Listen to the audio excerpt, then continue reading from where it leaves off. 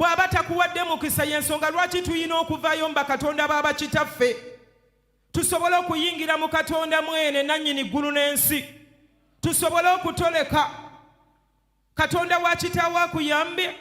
akuwadde omukisa bw'otunula emabega ku bulamu bwo olaba mukisa olaba kikolimo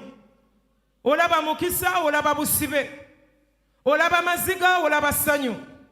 kiki ky'olaba mu nnyumba ya kitaawo ogenda okulaba nga nnyumba ya kitaawo Katonda wa kitaawo ye yakufunza bufunza amaziga g'olaba obulamu bw'olaba lwa nnyumba ya kitaawo waliwo ekyawambibwa bw'osoma scripture eyo waliwo emikisa gya mirundi ena waliwo omukisa gw'obwa Katonda gya mirundi ebiri ogw'okugulu n'ogw'oku nsi ne wabeerawo omukisa omulala oguva mu maama wo omukisa gw'ebbeere era n'olubuto egyo gyonna gy'emikisa bayibuli gy'eyogerako age ena gy'eyogerako